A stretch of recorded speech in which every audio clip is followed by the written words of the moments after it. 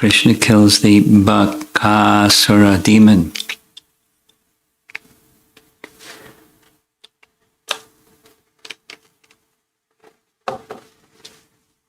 This is one of the first, if not the first, of the demons that Krishna encountered after moving to Vrindavan from Gokul.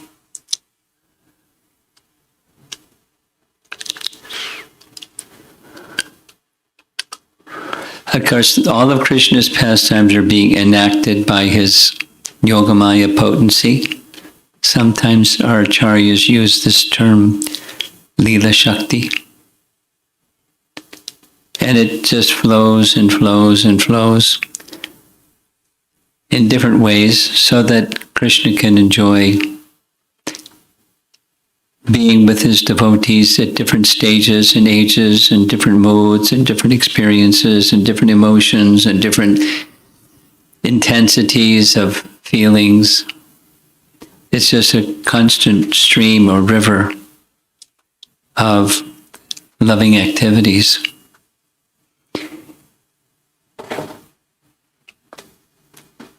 He encountered demons from his earliest childhood. Prabhupada often spoke about the Putana demon after he was only 3 months old. And there are other places that say he was only 3 days old.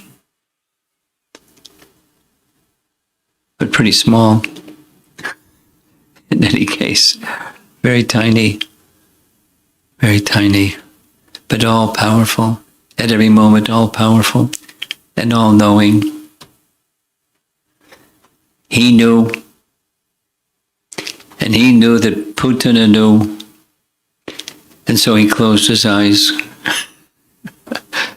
Anyway, he's the supreme omniscient personality of Godhead, enjoying pastimes. Now, Putana had 2 brothers. She was elder, and Bakasura was next, and Agasura was next in age. So, because some causeless reason, almost causeless, Putana achieved liberation, not just, merging, but she achieved the liberation of having a position in the spiritual world as an assistant of Mother Jasoda. Pretty good.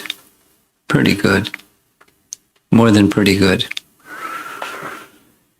So Bakasura was a natural object of affection for Krishna because of his relationship with Putana. And when they were just beginning to take care of calves, which means Krishna is quite young. He is 3 years, about 3.5. Think of some boy that's 3.5, going out with a bunch of friends. And anything can happen, right? And they're going to a place that's near Nandagram because the arrangement was, okay, you can herd the calves, but you have to come back for lunch. So they had a certain limit of range that they could travel in. They couldn't cover the whole of Braja. When he turned 6, then he had freedom. He could travel the whole of Braja. But so he was just some distance away from Nandagram. You've seen Nandagram or pictures of it? The place up on a hill where Nanda and Krishna and Mother Yasoda lived. You've seen? Nanda Bhavan. And so very close to there is where this pastime took place. One day, all the boys, including Krishna and Balaram, each boy taking his own group of calves, brought the calves to a reservoir of water, desiring to allow them to drink. After the animals drank water, the boys drank water also. See the etiquette. The calves first, and then us. Those who take care of others understand that etiquette. First comes, and then comes yourself. And there was a very large water body east of Nandishwara, or east of Nandagram. So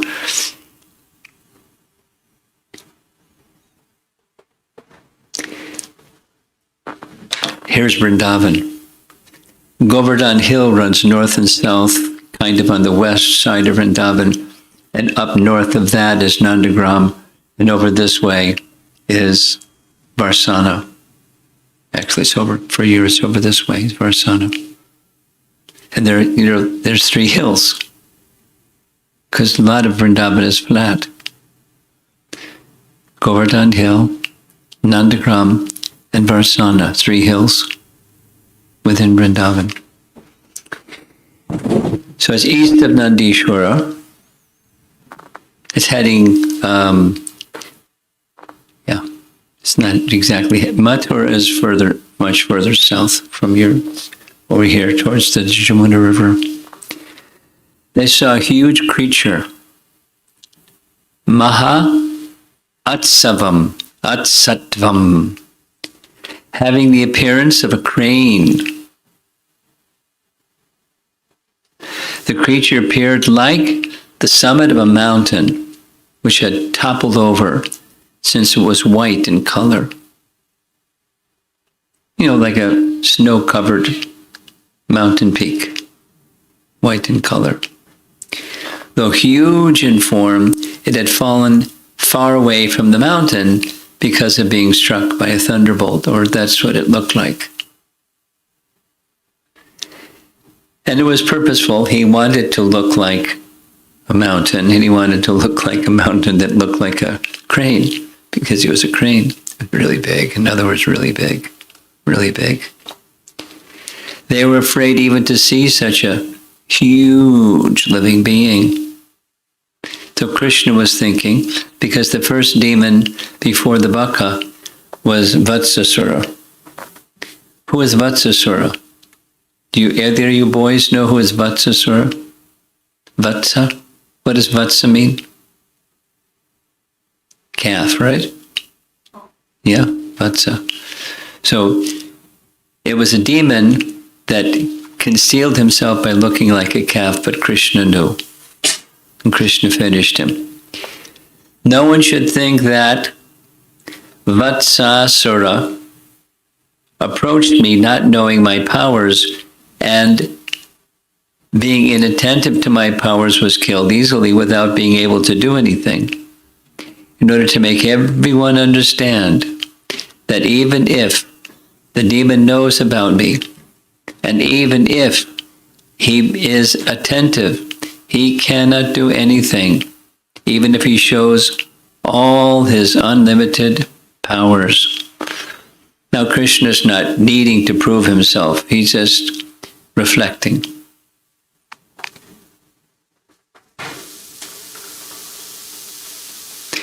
So, huge bird, and as soon as Krishna approached, immediately he opened his beak really big and put Krishna in his beak.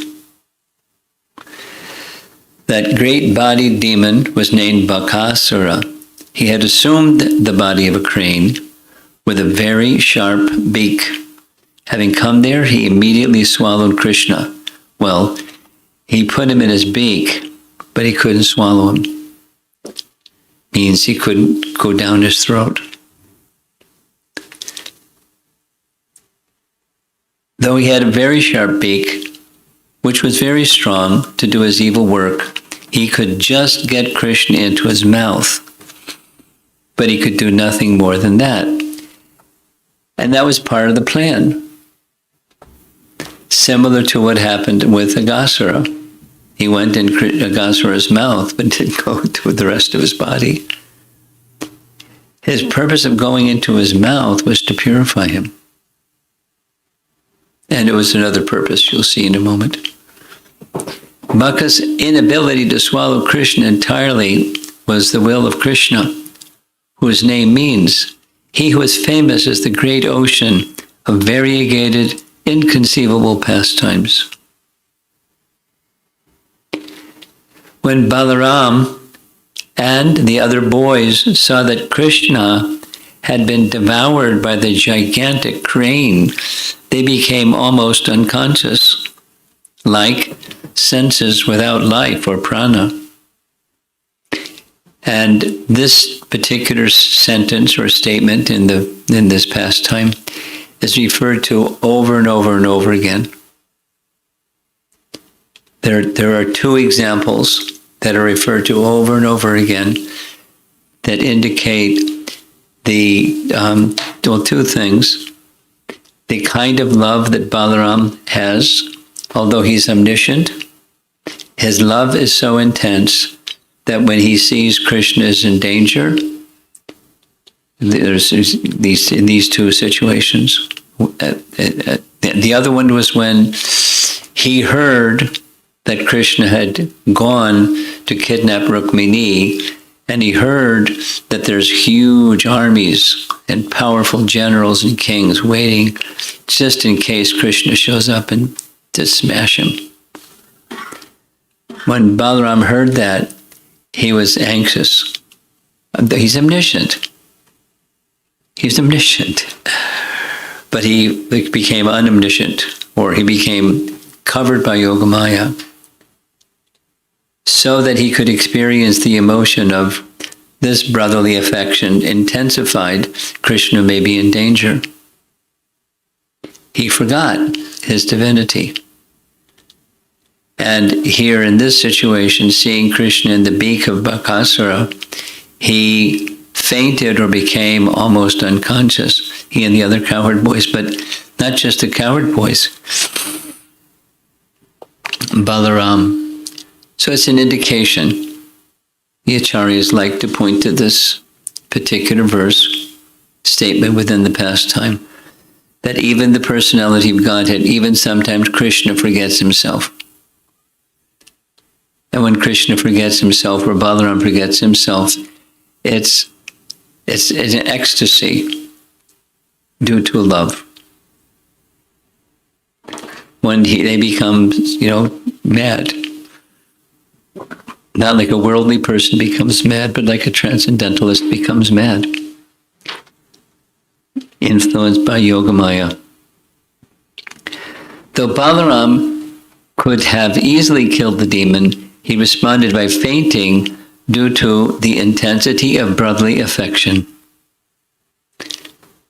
Krishna wanted some fun in fighting with Baka, so he entered Baka's mouth, only allowing him to take him within his beak and not any further. So it is for fun, but look at the consequence, they all fainted, or to purify him.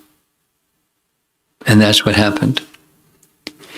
Krishna, who was the father of Lord Brahma, but who was acting as the son of a cowherd man, became like fire, burning the root of the demon's throat, and the demon Bakasura immediately disgorged him.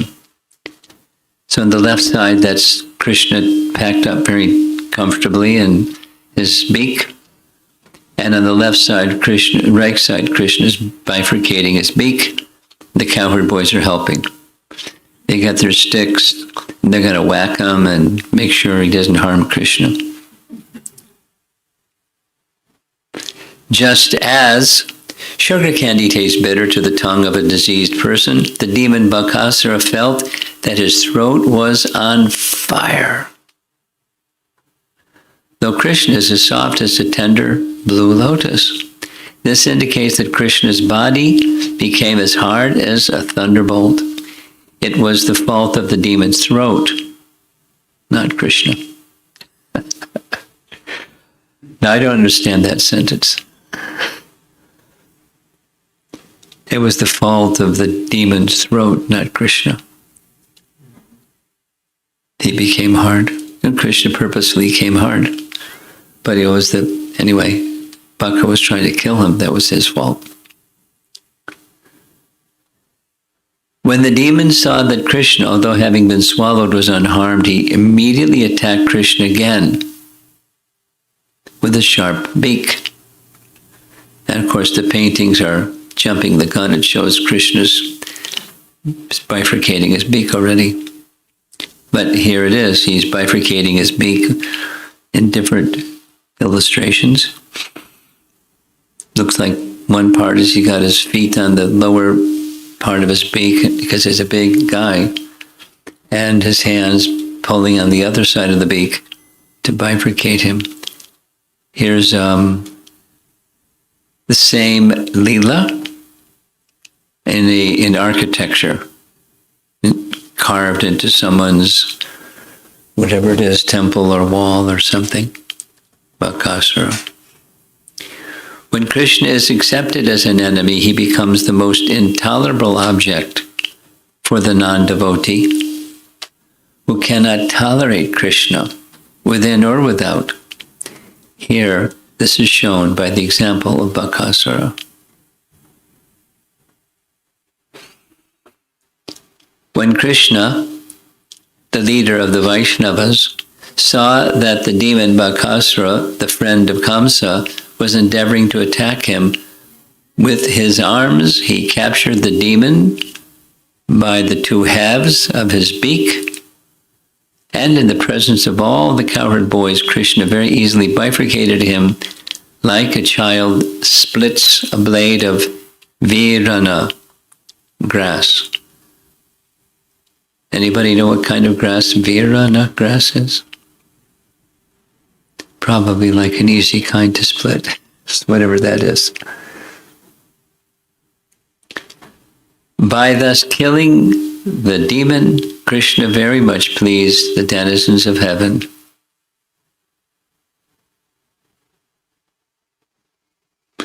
Because, remember, the denizens of heaven had asked Krishna to appear in this world and to remove the demoniac influence of the demoniac persons. And they knew Bakasura was one. His body didn't always look like a crane, but he knew how to assume that form, and that's what he did. So that's the end of Bakasura. Poor fellow. This is that same painting again, but just the right side of that painting. The boys with their sticks. At that time, the celestial denizens of the higher planetary systems showered Malika Pushpa, flowers grown in the Nanda Kanana, upon Krishna, the enemy of Bakasura. They also congratulated him by sounding celestial kettle drums and conch shells, and by offering prayers. Seeing this, the cowherd boys were struck with wonder. Just as the senses are purified when consciousness and life return, so when Krishna was freed from this danger, all the boys, including Balaram, thought that their life had been restored. He's okay. He's happy where he is. I was talking to Radhika. She's happy where she is. You can, if you want to be happy over here, you're welcome, but you can be happy over there too.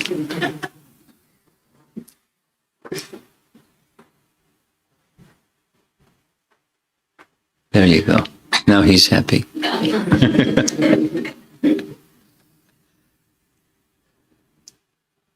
Okay.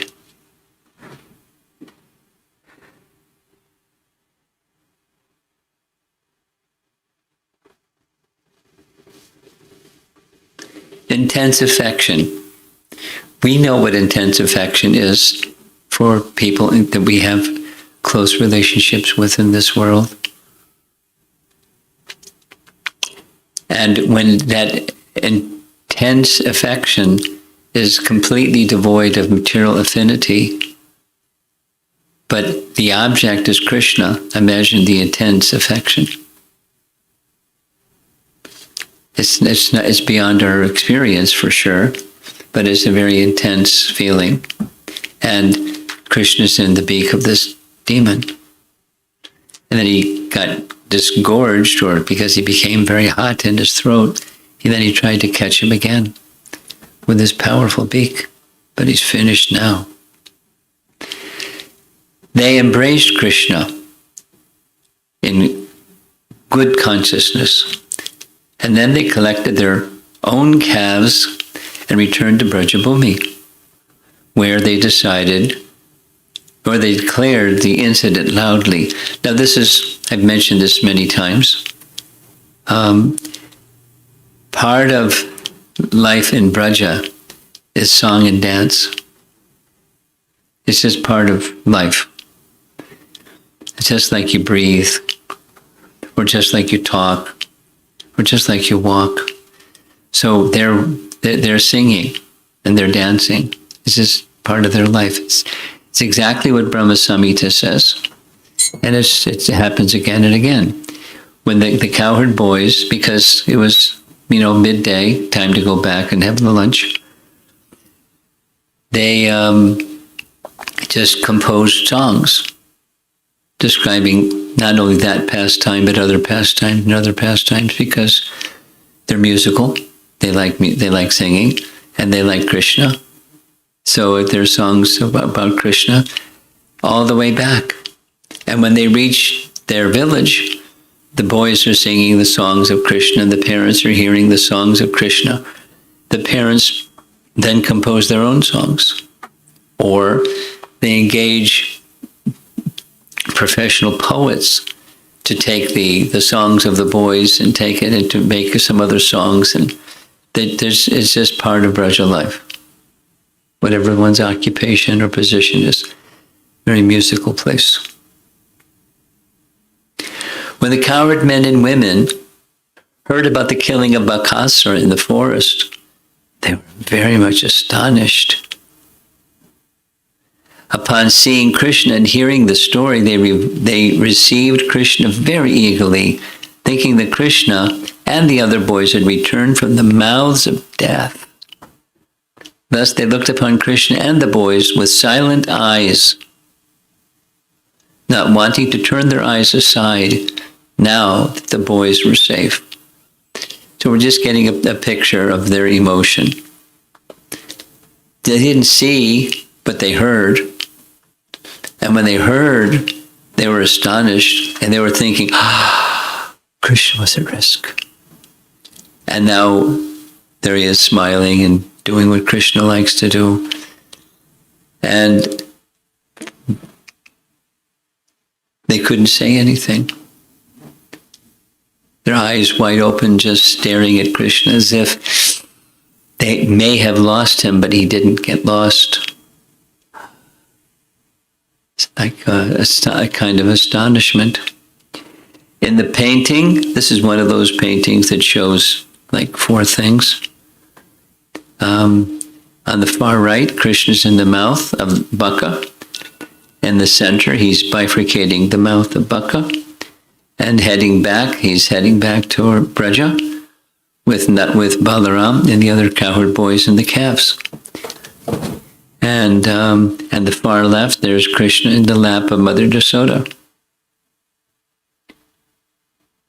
It's multiple forms, huh? It is very astonishing that although this boy Krishna has many times faced many varied causes of death, those causes of death were killed since they had first caused Krishna's fear. They weren't saying Krishna killed them. They're saying, they're acting as they did toward Krishna brought about their karmic death. Kind of like that. Though Garga Muni's words were secret, Nanda Maharaj revealed Krishna's glories somewhat to the cowherds, since he was honest in nature and had affection for them as friends. What Garga said was now experienced. So what did Garga say? It comes many times. After he said it, but way back with the name-giving ceremony, 40 days after Krishna was born, this child will have powers like Narayan, and he will protect the Brijbasis. So he had powers of Narayan, and so he was able to do amazing things. And they heard it, and now they're experiencing it, and it's just confirming. It's still astonishing, but still confirming. Those who are violent die by their sins. There's this saying, those who live by the sword die by the sword. Have you heard that one? Yeah. And those who are violent, that's sinful. And from a Vedic perspective, the sinful behavior has a sinful reaction. And so Bakasura died for that reason. Nanda Maharaj innocently thought, perhaps this boy Krishna formerly killed all these demons, and therefore in this life they're troubling him. He's thinking philosophically. And then they get together with the elders of the community. Nanda Maharaj and the cowherd men sat in the meeting room and repeatedly discussed the naughtiness of the boy and his killing of Vatsasura and Bakasura. They also composed songs, which they sang again and again. Katam kurvantaha. And thus they did not perceive the miseries of material existence. Hint. This thing, that thing, and the other thing. What to do? Get absorbed in Krishna Katha. So absorbed in Krishna Katha that one will not even perceive material miseries. Now, there's varieties of miseries, and from commonly it moves from one to another, or combination of some to another combination, and so forth. And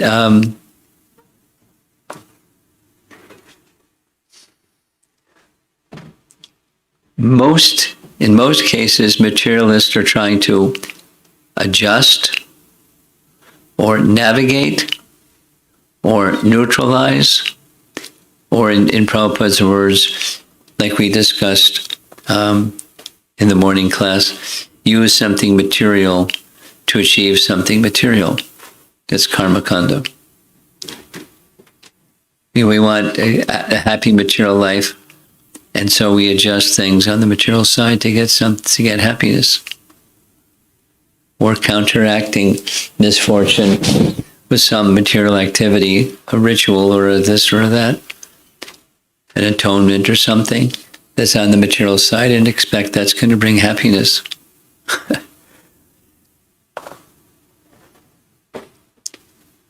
But they live in the material world, but they're subject to misery. They have reason to be really, really, really concerned about the dangers of this place that they're in and everything. But just discussing about Krishna relieved them. It's something similar. The lesson is something similar to the lesson of Arjuna when he comes back from Dwarka to inform Yudhishthira that Krishna has left. He was sent from Mathura because there was a sense, not Mathura, he was sent from Hastinapur because they're close to Krishna, they had intuitive sense. Krishna is going to wind up his pastime, but they didn't want to say it. So, on the pretext of getting association of Krishna, Arjuna, why don't you go spend some time with Krishna? The implicit was find out what's going on. And when Arjuna got there, it had already happened. Krishna had left. And he was put in charge of the queens. So with the queens, he was to take this was Krishna's chariot driver, Daruka, told him, Arjuna should take the queens back and be under the care of Hastinapur king, Maharaj Parikshit.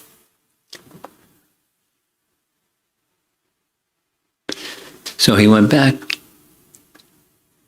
And, he had the problem with cowherd boys being unable to defeat them as they were harassing the queens.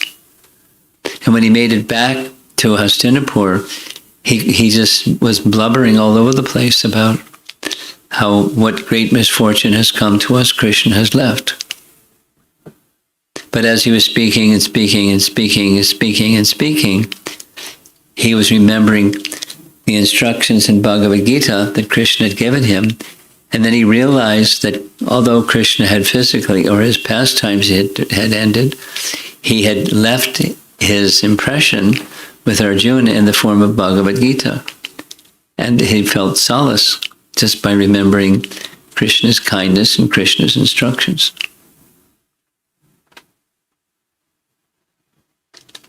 And that's the lesson from the last line that's on the screen here. And thus they did not perceive the miseries of material existence. Miseries of material existence were going on, that's for sure. But they didn't perceive it. It was the practice of the inhabitants of Brajabhumi to compose poetry about the incidents that occurred in the forest when Krishna performed his different activities of killing the asuras. They would compose all the stories in poetry or have this done by professional poets. And then they would sing about these incidents. And that's the end of the pastime. And the two little pieces are remaining. In Garga Samhita, the pastime is narrated. And at the end of the narration, the king, Bahulashva, asks Narada, who was this person? In this case, Bakasura. In his previous life, Bakasura was a demon named Utkala, who was Hayagriva's son. Now there's multiple Hayagrivas, so we don't know which Hayagriva, but his father's name was Hayagriva. There was a demon Hayagriva, Madhu and Kaitaba, and around that time was also Hayagriva. There was a demon, Hayagriva. And anyway, one day the demon, Utkala, came near Jajali Muni's leaf hut at the place where the Ganges meets the ocean. Casting a fish hook into the water, the demon caught a fish. Although forbidden again and again, the wicked-hearted demon gave no respect to the sage's words that he was being forbidden by Jajali Muni. Not here. Do your fishing somewhere else. The perfect sage Jajali cursed him. Oh, demon, you eat fish like a duck. Then become a duck. Within a moment, he became a duck. Poof. His powers lost and his pride and arrogance gone, he fell with folded hands at the sage's feet and spoke to him. Utkala, that's the demon, said, "O sage, save me. I did not know the power of your austerities. The wise know that association with great saints like yourself is the great door to liberation. Saints like yourself see friends and enemies equally. They see that honor and dishonor, gold and a clod of earth, and happiness and unhappiness are all the same. O sage, what does one not obtain by seeing great saints? By seeing them, one obtains Brahma's kingdom and Indra's station. O Jatali, tiger of sages, what is the use of the three goals of life? By the mercy of great saints, one can attain the supreme Brahman." Narada Muni said, "Please, Jajali Muni, who had performed austerities for 60,000 years, spoke to him. Jajali said, in the Vaivasvatamanu, in the 28th Yuga cycle, at the end of Dwapara Yuga, in Bharat Varsha, in Mathura, in the circle of Braja, Sri Krishna, the Supreme Personality of Godhead, will herd many calves in Vrindavan forest. Then you will enter into Lord Krishna.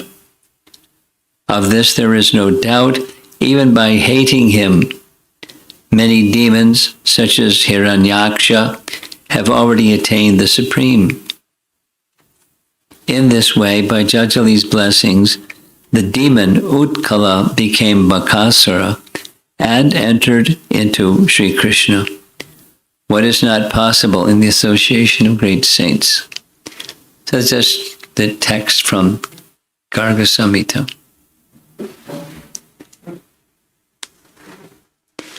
There are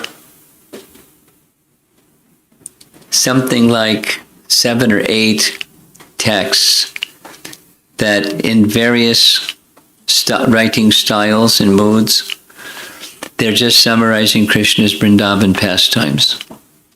Some are just like narrations, like the back and forth and back and forth. Some are just a little, like Stavamala by Sanatan Goswami. It's just like a little cameo verse for each of the pastimes. And it's very poetic. And it's making some statement about the pastime that's very sweet and very insightful. That's not a full narration.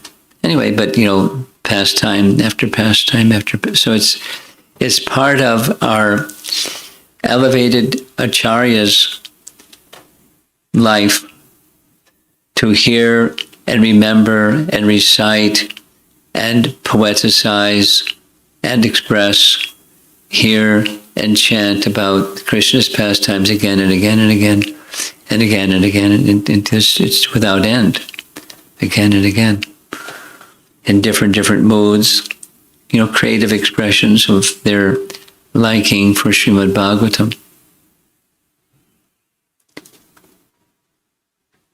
I was just reading today about preparing for the virtual Vrindavan Yatra, and it took 10 full classes just to go around Radhakund, and each class is an hour and a half to 2. It's just because going into the lives of the personalities there. So one of the personalities, towards the very end, there's a temple of Gopinath. And in the courtyard of that temple of Gopinath is the sitting place of Lord Nityananda. Now there's another place where Lord Nityananda stayed, which is down by the river Jamuna. But he also stayed by the side of Radhakund. Now at that time, it was Radhakund. This was before Chaitanya Mahaprabhu went and discovered it. Correct? Is that correct? I'm asking, is it correct? You don't know. Lord Chaitanya, who went to Vrindavan first? Lord Nityananda or Lord Chaitanya? Lord Chaitanya. Yeah. He stayed there for months, long time. And when he knew that Lord Chaitanya had begun his devotee pastimes, he went quickly from Vrindavan to Mayapur. And much later, some number of years later, that's when Lord Chaitanya went to Vrindavan and he discovered Radhakund. Right? It was just an agricultural field and a puddle of water in the middle of an agricultural field, and this is Radhakund. So that was it. It was Radhakund. And then the excavation took place much later, We're going to see some nice pictures of what it looked like shortly after it was excavated. Very, very simple. I mean, it's not a painting, it's a photograph. You know, like the photography started to develop around the time of Bhaktivinoda Thakur, so the late 1800s. So it's a photograph of what Radhakund looked like in the late 1800s. And it was really simple.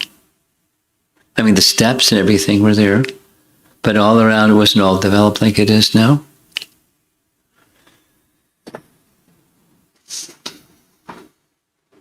So one of the persons that are towards the end of that Radhakund tour is a place where Madhu Pandit stayed. Now, Madhu Pandit was actually, it's a title, the Pandit title was given to him because of his capacity for liking Srimad Bhagavatam. And he was a initiated disciple of Gadadhar Pandit. Madhu Pandit was an initiated disciple of Gadadhar Pandit. And Gadadhar Pandit, similarly, he loved reading and reciting the Bhagavatam. It's said that he would just reading it, he would cry profusely in ecstasy, so much so that the pages became smeared. And his disciple, Madhu Pandit, was like that also. He had heard from his spiritual master, and he wasn't just like a bookworm, he just loved reading Srimad Bhagavatam again and again and again and again. And persons that love reading the Bhagavatam again and again, it's not like they're looking for, what's the next good story, because they're familiar with the Bhagavatam. They can hear the stories again and again and get more deeply immersed in the narration and gather the sweetness, because it's like Krishna's name. It's the same name that we chant every day for so much time each day. But there's a sweetness that comes out from the name. There's a sweetness that comes out from the Bhagavatam similarly. That in the beginning, it's not like that. I mean, it's nice, but it's not this special taste and strength and clarity and everything that comes from purification. But Madhu Pandit was like that. And it's said that his Bhagavatam, which he read regularly, they didn't have printed books, it was on leaves. And it was soaked regularly.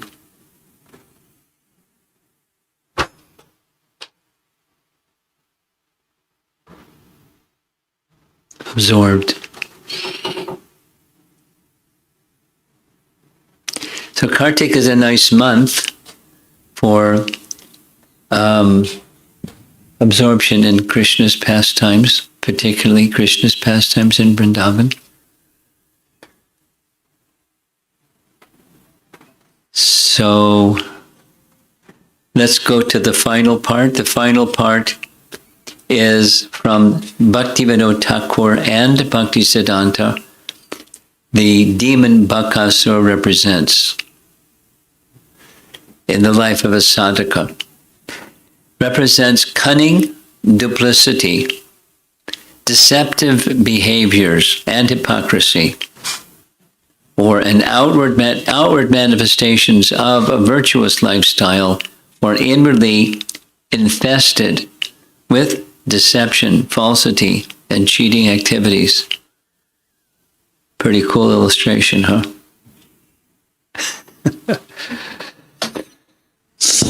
I didn't come up with that one. I don't know where that came from.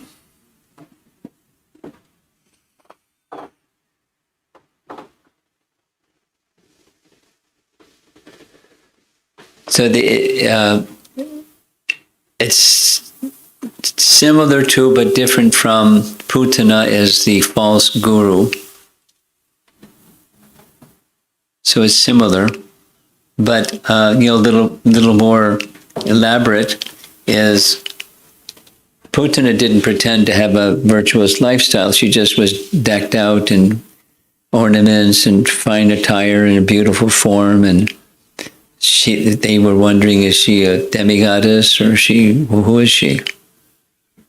And they were just moved by her beauty and her opulence. So they stepped to the side and let her in. But this is someone who's in a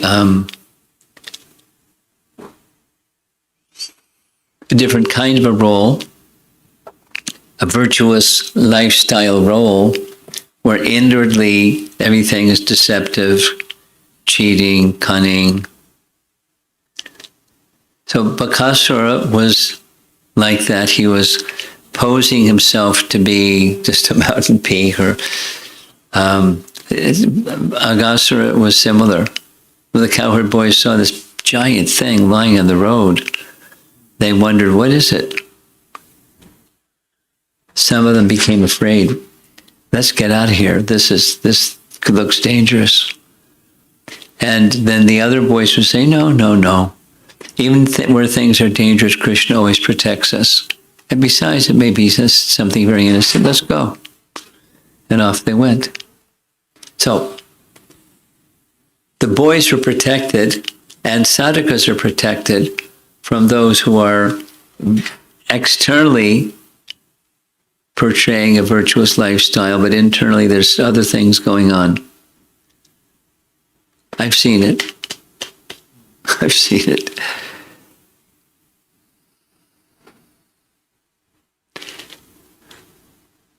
But Krishna will protect us if we're careful. The blue jackal story, or do you know the blue jackal story? Hitopadesh, the children's. Are you familiar with it? The blue jackal story? Here's where the story goes. Once upon a time, there was a jackal. And it was looking for something to eat, and whoops, he fell into a bucket of blue paint. See that? There's the bucket of blue paint. And when he came out of the bucket of the blue paint, all the other forest animals were looking at him like, who are you? We've never seen anything like you before. Who are you? And he got the idea, they think I'm something special. So, I should sit on a big seat and have them respect me, and so they started respecting him, although he was a jackal. And then something happened. It became a full moon, and he started howling at the moon.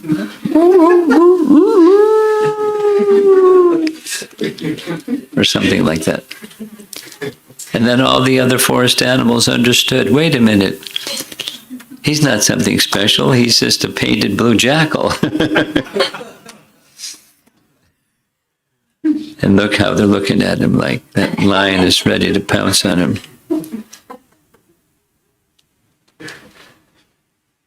So what one's inner nature is more revealing and more important than the external appearances. And in our modern times, it's a big deal. What's on the outside is what people are concerned with, not what's on the inside. And their personalities and their character and how they carry themselves and how they promote themselves and everything. Is that how you remember the story? Yeah? Okay. Let's see if there's some discussion.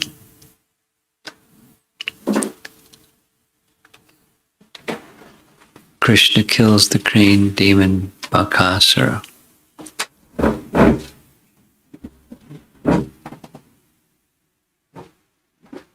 Thank you, Bharat.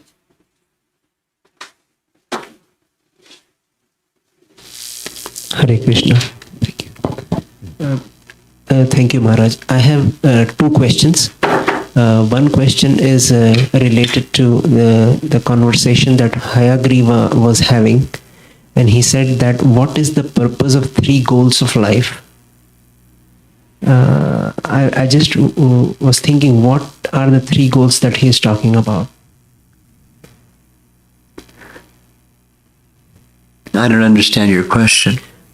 In the conversation between Hayagriva, who is actually Bakasura in the previous life, he says to the sage, when the sage curses him, there is a line. It says, "What is the purpose of the three goals of life, O great sage?"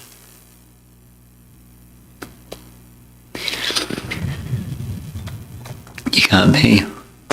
Yeah, it's on the black and white slide, Maharaj.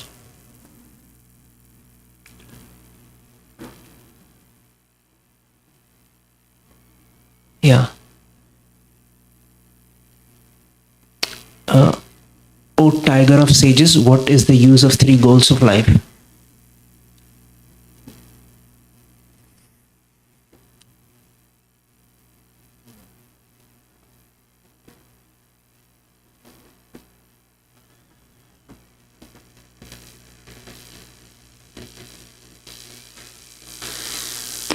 Well, it sounds like, Dharma, Artha, and Kama, Yeah. because the next one is moksha. Yeah. So the three goals is Dharma, Artha, Kama. Okay. Thank you, Maharaj. Yeah, I was also thinking, but the four number actually caught me. So, Maharaj, related question to this morning's class about Prithu Maharaj. The Mother Earth tells him that,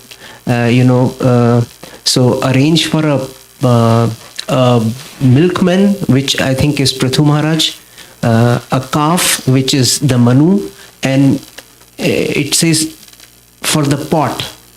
And I was not able to understand what Which the one pot. you put the milk in is the pot.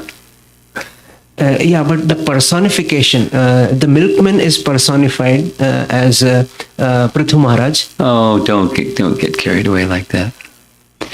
As with milking a cow, so also with life, you need some place to retain the bounty of nature, Yeah. or Mother Nature. Yeah. You need a grain room. You need a storage room. You need some place to put the bounties that come from nature. And that was personified is not the important thing. Okay, Maharaj, thank you.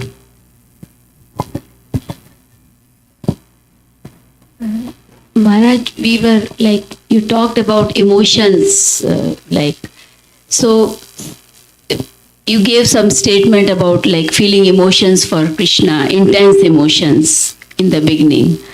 So, in real life, suppose if we don't feel emotions, emotions of happiness, sadness, sometimes heart is that closed.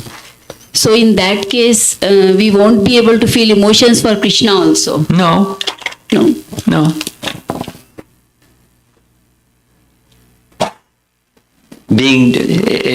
It's laudable to be neutral materially, but being neutral, meaning neither extreme this way or extreme that way, materially, but it doesn't it doesn't negate or doesn't impact the spiritual emotion, because it can. One can become, by dry austerities, one can become very hard-hearted and, stoic, numb. That's possible. Some people like that. But it's not that because there's not extreme emotion on the material side, therefore one is barred from spiritual emotion. It can be an asset, it can be a detriment. So spiritual emotions will, in any way, they will come. We will feel them. Another way of saying yes is what is natural comes naturally. And if there's, it's like take this as an example. Prabhupada described in his own life that it was very difficult to give up family life. And he was like, how is this possible? When his spiritual master would appear in dreams, and Kesha, his sannyas guru, would insist, usually must, Bhaktivedanta gave you this instruction, you must take sannyas. How am I going to do it? He's already in Vanaprastha stage. But, it's like, but look how renounced he was. And then on the other side, Prabhupada would say, for your Western boys and girls, you're very detached from family life. And, that has an asset, but it also has a detriment. There's no safety net. There's no sense of relationship and security. And so, young Western people are,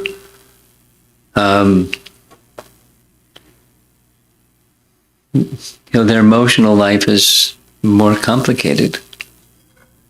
Very, very fluid, mercurial, in fact.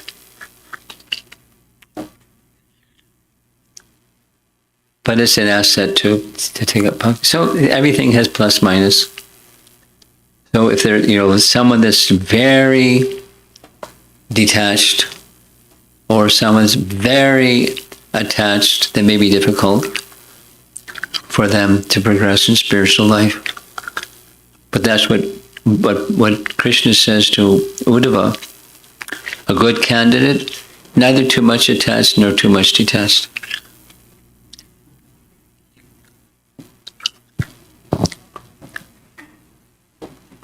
So what's natural comes natural.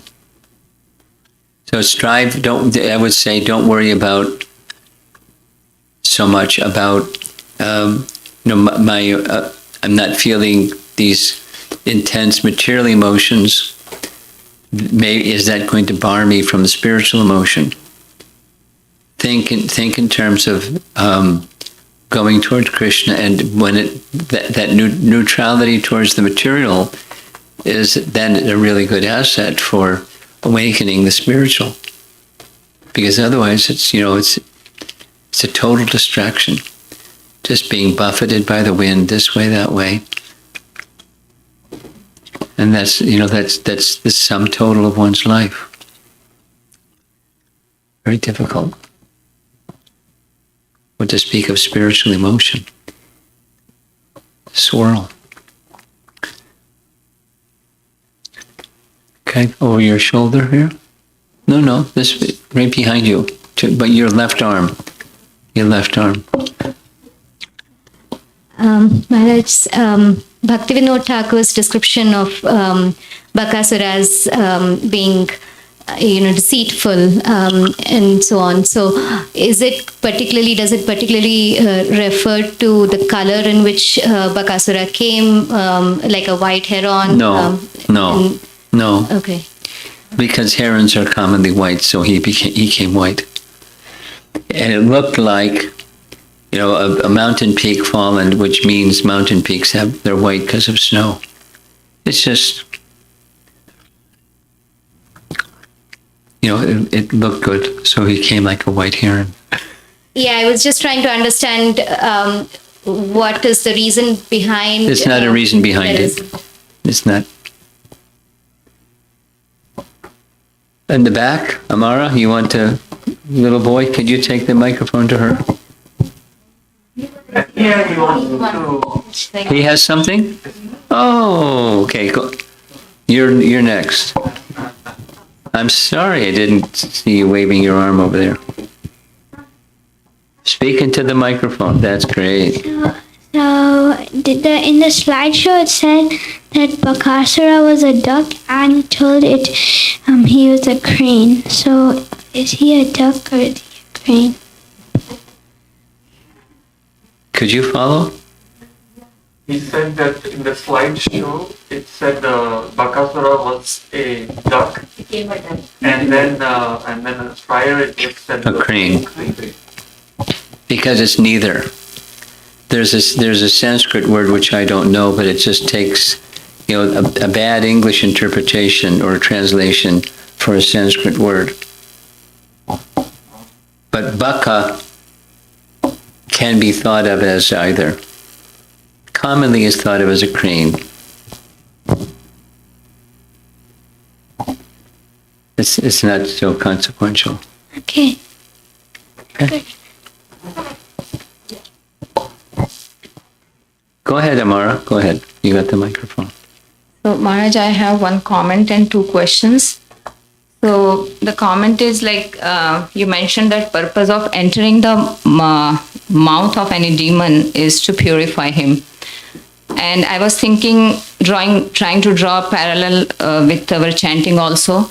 So, it whenever it enters into our mouth, it is for the purpose of purification.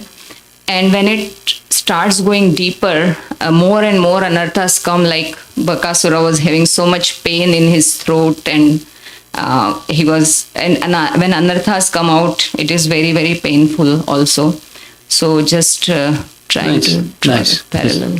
Nice. And then Gargamuni mentioned that Krishna having power like Narayana.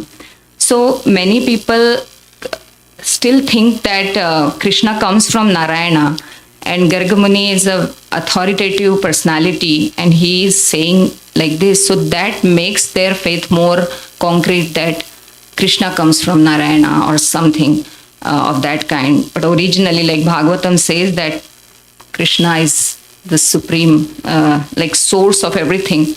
So how to resolve this conflict in my mind, Maharaj? Do you have a conflict in your mind, or do you have a conflict that some people have a conflict in their mind? Yes, I mean, I'm bothered about, because this is making their Is it A or B? beam. Okay. Let them have the faith that they have. They have the faith that they have based upon scripture and some tradition. It's fine. Let them have faith. It's something like, Lord Chaitanya's discussion with Venkatabhatta, where Venkatabhatta understood Krishna, Narayana, and Krishna. They're the same. Now, the Sri Vaishnava conception for sure is Narayana is the source of Krishna and all the other avatars. That's their conception. And there's some scriptural authority that says like that. Yeah. That's right. Except for that one verse in the Bhagavatam, there's this whole long list of avatars of Vishnu. And Krishna is one of them. Right? I didn't know, Maharaj. Yes, you do. Let's just pay attention. Yes. The avatars of Vishnu starts in the beginning of chapter 3 with the Purusha avatars, the Vishnu forms. And then there's avatars of Vishnu, and Krishna is in the list. And then of all those avatars of Vishnu, Krishna is the source even of Vishnu. So he appears as an avatar of Vishnu, but he's the source of Vishnu. You got it? Because one verse is saying ete chamsa kalapam sam. So But that's so. Of all the expansions of the Supreme Person Bhagavan, what is the original source of them all? So in these verses it says Vishnu. What about where's Narayan? That means Narayan is an incarnation of Vishnu too. So Vishnu is the source. There's statements. Now how do you summarize and take the essence of all those statements? It has everything to do with your pramana, your evidence. So for the Sri Vaishnavas, they have their evidence. Narayan is the source of all avatars. As Vishnu is the source of all avatars, Narayan is the source of all the avatars. Narayan is another name of Vishnu. Vishnu is another name of Narayan. Anyway, different schools are going to have different takes on all of that, but they have their scriptural authority and their traditional line that says what it says, and they're trained and schooled and disciplined in that. That's fine. Lord Chaitanya, didn't get on Venkatabhatta's case and say, "You got the wrong idea, sir." So you shouldn't be bothered by it.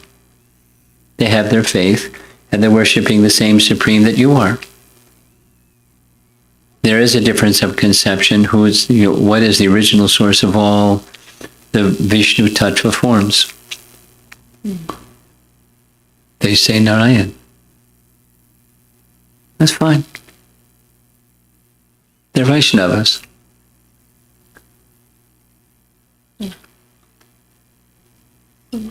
Maharaj, it is bringing one little follow-up in my mind.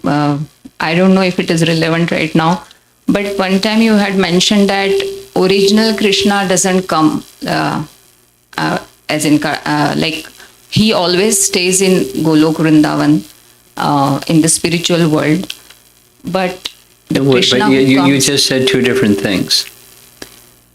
He doesn't descend and then he descends, or he descends but he doesn't descend. Just Vasudev Krishna comes, that's what I heard. That's what he appears outside of Vrindavan, but the original Krishna appears in Vrindavan. So he himself appears. Yeah. Okay. No problem. He's all powerful, right? Yeah. He can appear. It's not like, sorry, you can't appear. We got a rule around here, you can't appear in this place.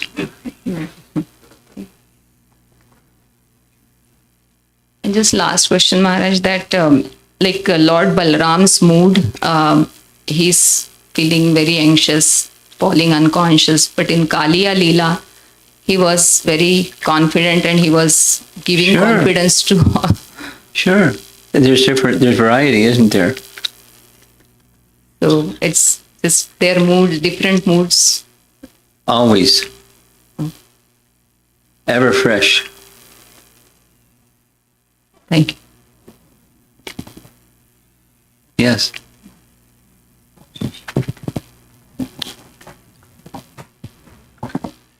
Hare Krishna, Guru Maharaj. Thank you very much for this lecture.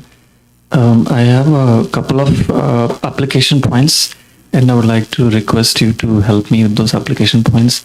One of the things that you mentioned at the beginning of the lecture, a pretty mind-blowing thing, you said Krishna was affectionate to Bakasura because, I'm trying to paraphrase it properly, because of Bakasura's relationship to Putana. Yeah, naturally.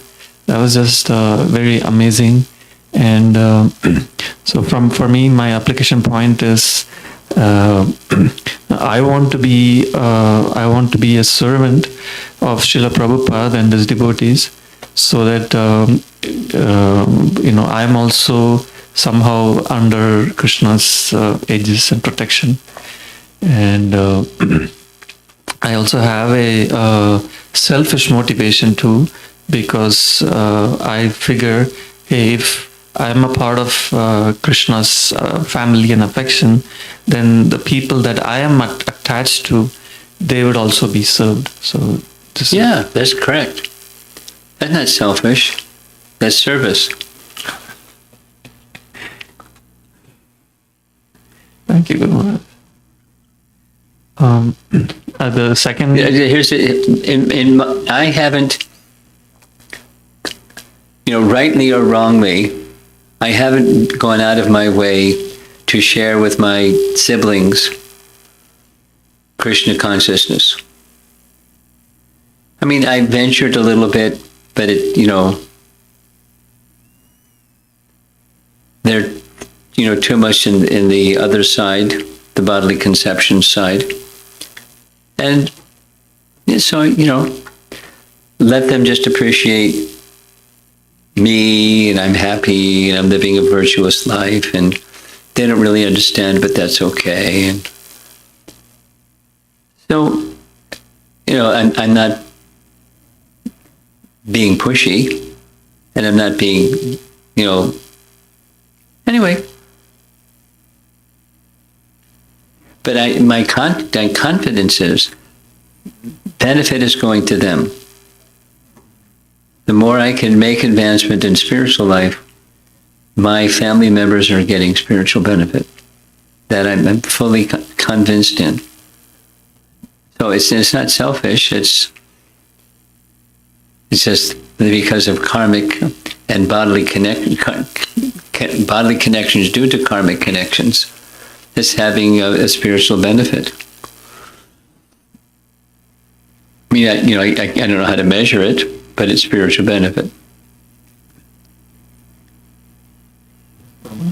Okay. Thank you. The second application point I was taking away from this lecture was about the part that Bhaktivinoda Thakur says Bakasura represents this duplicity, hypocrisy, and so my application point is to pray to Bhaktivinoda Thakur and Acharyas to help me first of all understand the duplicity, parts of the duplicity that I may not even understand, and secondly to some or the other go forth in overcoming that duplicity. Very good. And very good. Of course, I need help with that application point a lot. That's okay. I think you had a good start. Good. Anything back there in the balcony seats?